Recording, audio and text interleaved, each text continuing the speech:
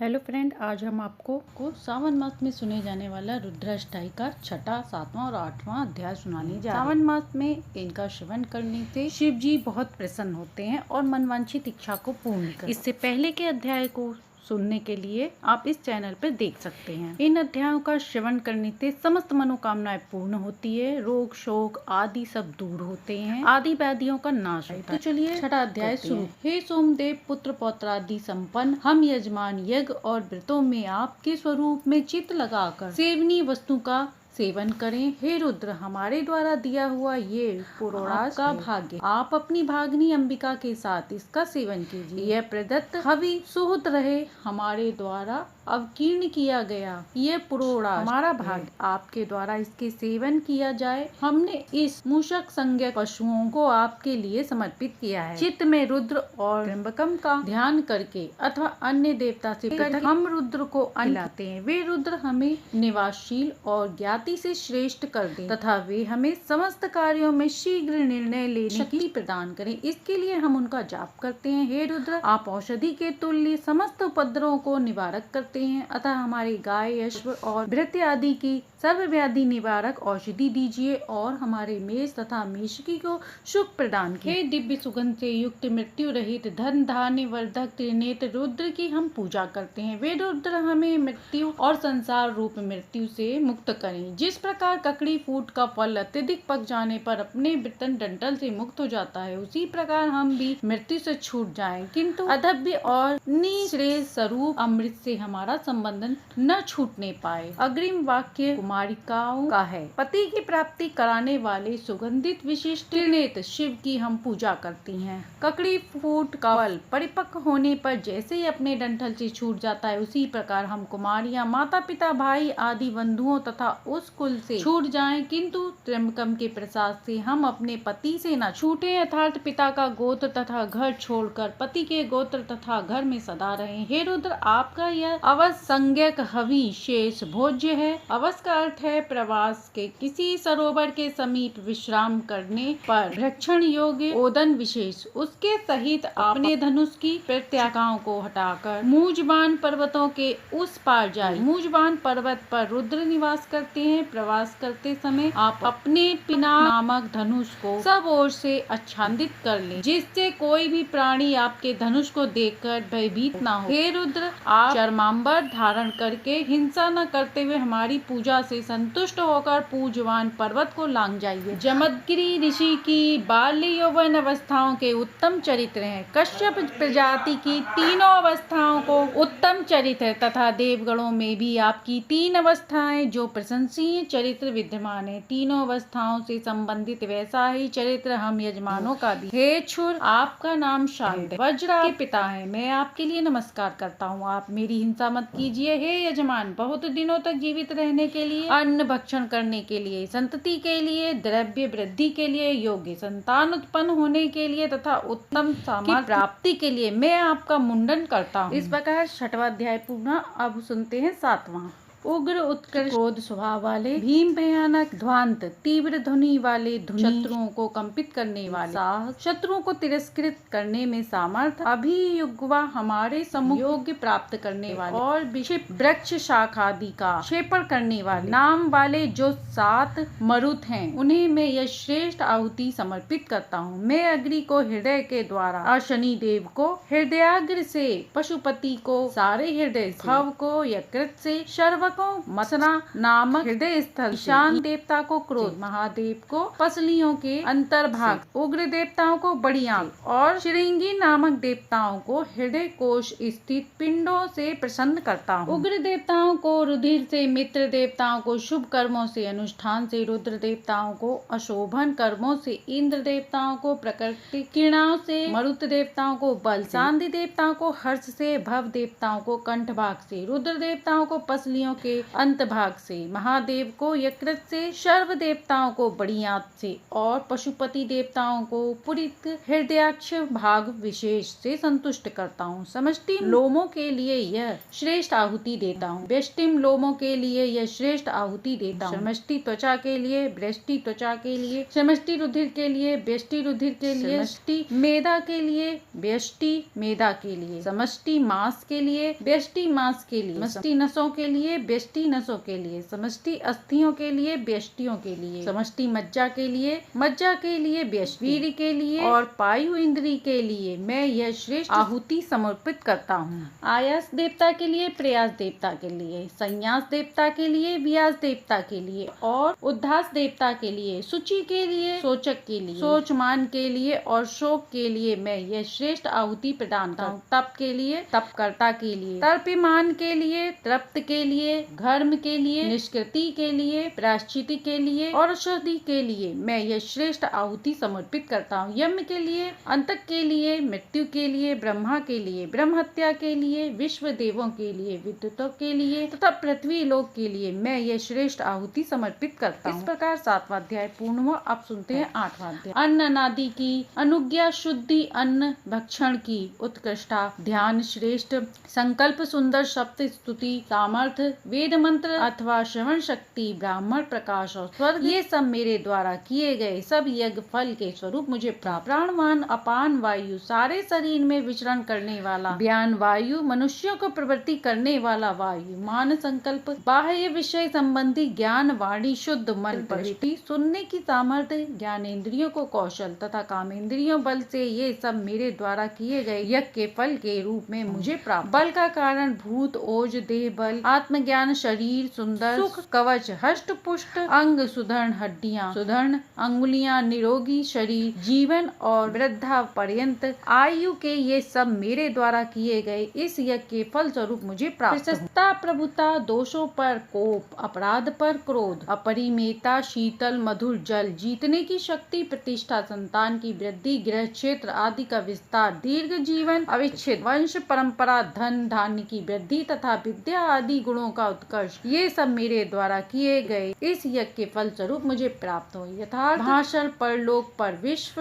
विश्वास, गौ आदि पशु, सुवर्ण आदि धन, यथावर पदार्थ, कीर्ति, कीड़ा, कीड़ा दर्शन, जनित आनंद, पुत्र से उत्पन्न संतान, होने वाली संतान, शुभदायक ऋचाओं का समूह और रचनाओं के पठन से शुभ फल, ये सब मेरे द्वारा किए गए इस फल के स्वरूप मुझे प्राप्त। यज्ञ आदि कर्म और उसका स्वर्ग आदि फल, धातु क्षय आदि रोगों का अभाव तथा सामान्य व्याधियों का न रहना, आयु बढ़ाने वाला साधक, दीर्घायु, सत्वों का अभाव, निर्भयता, सुख, सुसज्जित शैया, संध्या वंदन से युक्त प्रभात और यज्ञ दान, अध्ययन आदि से युक्त दिन, ये सब मेरे द्वारा किए गए इस फल के स्वरूप मुझे प्राप्त हूँ। अश्व आदि का नेतृत्व और प्रजा पालन की क्षमता, वर्तमान धन की रक्षण शक्ति, आपत्ति में चित्त की स्थिरता, सबकी अनुकूलता, प्रजा सत्कार, वेद शास्त्र आदि का ज्ञान, विज्ञान, सामर्थ्य, पुत्र आदि की प्रेरित कामना की क्षमता, पुत्र उत्पत्ति आदि के लिए सामर्थ्य, हल आदि के द्वारा कृषि से अन्न उत्पादन और कृषि में अनावृष्टि आदि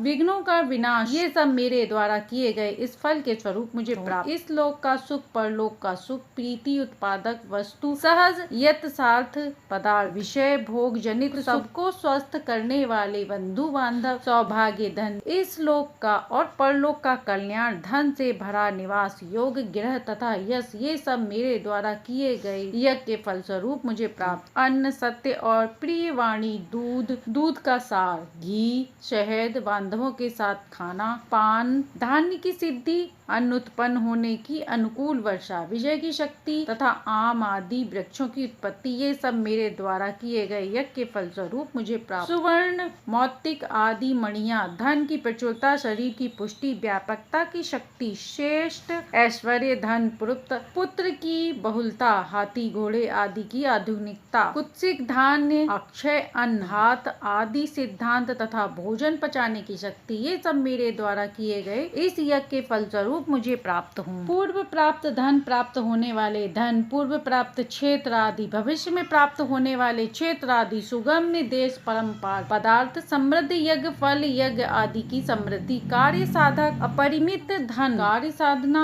की शक्ति, पदार्थ मात्र का निश्चय तथा दुर्घट कार्यों का निर्णय करने की बुद्धि, ये सब मेरे द्वारा किए गए फल के स्वरूप मुझे प्राप्त। उत्कृष्ट कोटि के धान, यव, उड़द, तिल, मूंग, चना, चीनक धान्य, सावान, निवार, गेहूं और मसूर, ये सब मेरे द्वारा किए गए इस यज्ञ के फल स्वरूप मुझे प्राप्त। सुंदर पाषाण और श्रेष्ठ मृत्तिकाओं, गोवर्धन आदि छोटे पर्वत, हिमालय आदि विशाल पर्वत, रेतीले भूमि, वनस्पतियां, सुवर्ण, लोहा, तांबा, कांसा, सीसा तथा रागा, ये सब मेरे द्वारा किए गए इस यज्ञ के फल स्वरूप मुझे प्राप्त हो। पृथ्वी पर अग्नि की, अंतरिक्ष में जल की अनुकूलता, छोटे छोटे तृण पते ही सूखने वाली औषधि, जोतने बोने से उत्पन्न होने वाले, बिना जोते बोए स्वयं उत्पन्न होने वाले अन्य, गाय भैंस आदि, ग्राम्य पशु तथा हाथी, सिंह आदि, जंगली पशु, पूर्वलब्ध तथा भविष्य में प्राप्त होने वाला धन, पुत्र आदि तथा ऐश्वर्य, ये सब मेरे द्वारा किए गए इस यज्ञ के फल स्वरूप मुझे प्राप्त। गौ आदि धन रहने के लिए योग्य सुंदर घर, अग्निहोत्री आदि कर्म तथा उसके अनुष्ठान की सामर्थ्य, इच्छित पदार्थ प्राप्ति योग्य पदार्थ, इष्ट प्राप्ति का उपाय एवं इष्ट प्राप्ति, ये सब मेरे द्वारा किए गए इस यज्ञ के फल स्वरूप मुझे प्राप्त हो। अग्नि और इंद्र सोम, इंद्र सविता और इंद्र सरस्वती, इंद्र पूषा तथा इंद्र बृहस्पति और इंद्र, ये सब मेरे द्वारा किए गए इस यज्ञ के फल स्वरूप मुझे प्राप्त। मित्र देव तथा इंद्र वरुण तथा इंद्र धाता और इंद्र त्वष्टा तथा इंद्र मरुद्गण और इंद्र विश्वदेव और इंद्र, ये सब मेरे द्वारा किए गए इस यज्ञ के फल स्वरूप मुझे प्राप्त हों। पृथ्वी और इंद्र, अंतरिक्ष और इंद्र स्वर्ग तथा इंद्र वर्षा की अधिष्ठात्री देवता तथा इंद्र नक्षत्र और इंद्र दिशाएं एवं इंद्र, ये सब मेरे द्वारा किए गए इस फल के स्वरूप मुझे प्राप्त। अंशु रश्मि, अदभ्या, निग्रह, उपांशु, अंतर्याम, ए द्रव्य, वायम, मैत्रा, वरुण, अश्विनी, स्थान, शुक्र और मंत्री, ये सभी ग्रह मेरे द्वारा किए गए इस यज्ञ के फल स्वरूप मुझे प्राप्त। आग्नेय, वैष्णव देव, ध्रुव, वैष्णवानर, इंद्राग्र, महावैश्वदेव, मरुत्वती, निष्केवल्य, सावित्र, सारस्वत, पातिवत एवं हरियोजन, ये यज्ञ के मेरे द्वारा किए गए इस यज्ञ के फल स्वरूप मुझे प्राप्त हो। स्तुक, चमस, वायव्य, द्रोण, कलश, ग्रावा, काष्ठ फलक, पूत, बृहत, आधवनीय, वेदी, कुशा, अवव्रत और शम्युवाक, ये सब यज्ञ पात्र मेरे द्वारा किए गए इस यज्ञ के फल स्वरूप मुझे प्राप्त। अग्निष्ठ, यव, बृहद तथा रथंतर, साम, ये सब मेरे द्वारा किए गए इस यज्ञ के फल स्वरूप मुझे प्राप्त हों। 1 और 3, 3 तथा 5, 5 और 7, 7 तथा 9, 9 और 11, 11 और 13, 13 और 15, 15 और 17, 17 और 29, 29 और 21, 21 और 23, 23 और 25, 25 और 27, 27 तथा 29, 29 और 31, 31 और 35, इन सब संख्याओं से कहे जाने वाले सकल श्रेष्ठ पदार्थ मेरे द्वारा किए गए इस यज्ञ के फल स्वरूप मुझे प्राप्त हों। 4 तथा 8, 8 और 12, 12 तथा 16, 16 और 20, 20 और 24, 24 और 28, 28 और 32, 32 तथा 36, 36 तथा 40, 40 तथा 44, 44 तथा 48, इन सब संख्याओं से कहे जाने वाले सकल श्रेष्ठ पदार्थ मेरे द्वारा किए गए इस यज्ञ के फल स्वरूप मुझे प्राप्त हों। 1.5 वर्ष का बछड़ा, 1.5 वर्ष की बछिया, 2 वर्ष का बछड़ा, 2 वर्ष की 2.5 वर्ष का बैल, 2.5 वर्ष की गाय, 3 वर्ष का बैल तथा 3 वर्ष की गाय, 3.5 वर्ष का बैल और 3.5 वर्ष की गाय, ये सब मेरे द्वारा किए गए इस यज्ञ के फल स्वरूप मुझे प्राप्त हों। 4 वर्ष का बैल, 4 वर्ष की गाय, सेचन में समर वृषभ, वंध्या गाय, तरुण वृषभ, गर्भ घातनी गाय, भार वहन करने में समर्थ बैल तथा नव प्रसूता गाय, ये सब मेरे द्वारा किए गए इस फल के स्वरूप मुझे प्राप्त हों। प्रचुर अन्न की उत्पत्ति करने वाले अन्न रूप चैत्र मास के लिए यह श्रेष्ठ आहुति समर्पित है। वैशाख मास के लिए यह श्रेष्ठ आहुति समर्पित है। जल क्रीड़ा में समुदाय ज्येष्ठ मास के लिए यह श्रेष्ठ आहुति समर्पित है। याग रूढ़ आषाढ़ मास के लिए यह श्रेष्ठ आहुति समर्पित। चतुर्मास में यात्रा का निषेध करने वाले श्रावण मास के लिए यह श्रेष्ठ श्रेष्ठ आहुति समर्पित है। दिन के स्वामी सूर्य रूप भाद्र मास के लिए यह श्रेष्ठ आहुति समर्पित है। तुषार आदि से मोह कारक दिवस वाले अश्विनी क्वार मास के लिए यह श्रेष्ठ आहुति। स्नान आदि से प्राणियों का नाश करने के कारण मोह निवर्तक तथा दिन मान के थोड़ा घटने से विनाशशील कार्तिक मास के लिए यह श्रेष्ठ आहुति समर्पित है। संपूर्ण सृष्टि के विनाश के बाद भी विद्यमान रहने वाले अविनाशी विष्णु रूप मार्गशीर्ष अगहन के लिए यह श्रेष्ठ आहुति समर्पित है। अंत में स्थित रहने वाले तथा प्राणियों के पोषक पौष मास के लिए यह श्रेष्ठ आहुति समर्पित है। संपूर्ण लोक के पालक रूप माघ मास के लिए यह श्रेष्ठ आहुति समर्पित है और ये सभी प्राणियों के लिए सर्वाधिक पालक फागुन मास के लिए 12 मास के अधिष्ठात्र देव प्रजापति के लिए श्रेष्ठ आहुति समर्पित है। प्रजापति स्वरूप अग्निदेव, यह यज्ञ स्थान आपका है। अग्निष्टोष्ट आदि कर्मों में सबके नेता आप, मृतता रूप इस यजमान के प्रेरक। अधिक अन्न आदि की प्राप्ति के लिए मैं आपका अभिषेक करता हूँ। वर्षा के लिए मैं आपका अभिषेक करता हूँ और प्रजाओं पर प्रभुता प्राप्ति करने के लिए मैं आपका अभिषेक करता हूँ। यज्ञ के फल से मेरी आयु में वृद्धि हो। यज्ञ के फलस्वरूप मेरे प्राण बलिष्ठ हो। यज्ञ के फलस्वरूप नेत्रों की ज्योति बढ़े। यज्ञ के फल से श्रवण शक्ति उत्कृष्टता को प्राप्त। यज्ञ के फल से वाणी में श्रेष्ठता रहे। यज्ञ के फलस्वरूप मन सदा स्वच्छ रहे। यज्ञ के फलस्वरूप आत्मा बलवान हो। यज्ञ के फलस्वरूप सभी वेद मेरे ऊपर प्रसन्न हो। इस यज्ञ के फलस्वरूप मुझे परमात्मा की दिव्य ज्योति प्राप्त हो। यज्ञ के फलस्वरूप स्वर्ग की प्राप्ति हो। यज्ञ के फलस्वरूप संसार का सर्वश्रेष्ठ सुख प्राप्त हो। यज्ञ के फलस्वरूप महायज्ञ करने के सामर्थ्य प्राप्त हों। त्रिव्रत, पंचदश आदि स्त्रोत, यजुर मंत्र, ऋचाएं, साम की गतियां, बृहत्मा साम तथा रथंतन साम, ये सब यज्ञ के फल से मेरे ऊपर अनुग्रह करें। मैं यज्ञ के फल से देवतत्व को प्राप्त करके स्वर्ग जाऊं तथा अमर हो जाऊं। यज्ञ के प्रसाद से हम हिरण्य गर्भ प्रजापति की प्रीतम प्रजा हूँ। समस्त देवताओं के निमित्त यह वसुधरा हवन संपन्न हुआ। ये सभी आहुतियाँ उन्हें भली भांति संपूर्ण समर्पित हैं। इस प्रकार रुद्राष्टक का 8वां अध्याय संपूर्ण हुआ। अब सुनते हैं स्वस्ति प्रार्थना मंत्र अध्याय। महती कीर्ति वाले ऐश्वर्यशाली इंद्र हमारा कल्याण करे। सर्वज्ञ तथा सबके पोषण करता पुष्टा देव सूर्य हमारे लिए मंगल का विधान करें। चक्रधारा के समान जिनकी गति को कोई रोक नहीं सकता, वेदार्थ देव हमारा कल्याण करें। और वेदवाणी के स्वामी बृहस्पति हमारे लिए कल्याण का विधान करें। हे अग्निदेव, आप हमारे लिए पृथ्वी रस धारण कीजिए। औषधियों में रस डालिए। स्वर्ग लोक तथा अंतरिक्ष में रस स्थापित। आहुति देने से सारी दिशाएं और विदाशाएं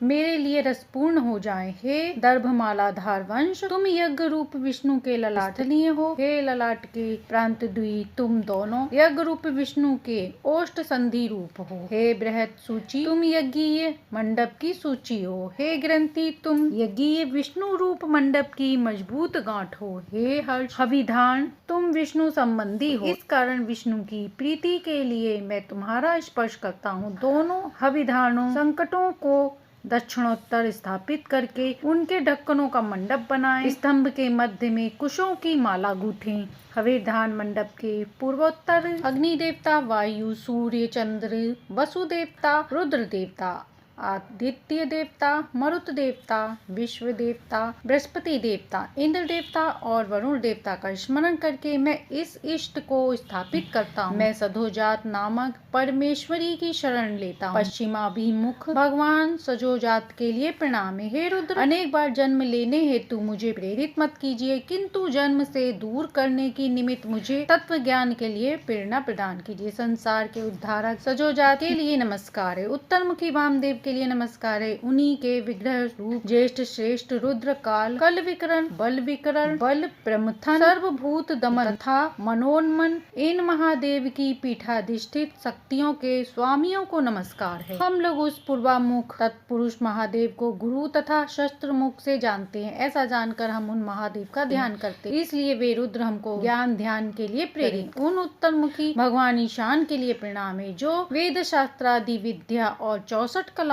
के नियामक, समस्त प्राणियों के स्वामी, वेद के अधिपति एवं हिरण्य गर्भ के स्वामी है। वे साक्षात ब्रह्म स्वरूप परमात्मा शिव हमारे लिए कल्याणकारी हो, अथवा उनकी कृपा से मैं भी सदा शिव स्वरूप हो जाऊं। हे क्षुर, आपका नाम शांत है, आपके पिता वज्र हैं। मैं आपके लिए नमस्कार करता हूँ। आप मुझे किसी प्रकार की क्षति मत पहुँचाइए। हे यजमान, आपके बहुत दिनों तक जीवित रहने के लिए, अन्न भक्षण करने के लिए, संतति के लिए, द्रव्य वृद्धि के लिए तथा उत्तम अप्य उत्पन्न होने के लिए और उत्तम सामर्थ्य की प्राप्ति के लिए मैं आपका वपन मुंडन कराता हूँ। हे सूर्यदेव, आप मेरे सभी पापों को दूर कीजिए और जो कुछ भी दक्षिणामुख सत्व गुण युक्त अघोर नामक रुद्र के लिए प्रणाम है। इसी प्रकार राजस्व गुण युक्त घोर तथा तामस युक्त घोरतर नामक रुद्र के लिए प्रणाम है। हे सर्व, आपके रुद्र आदि सभी रूपों के लिए नमस्कार है। मेरे लिए कल्याणकारी हो उसे मुझे प्राप्त कराइए। धूलोक रूप शांति, अंतरिक्ष रूप शांति, भूलोक रूप शांति, जल शांति, औषधि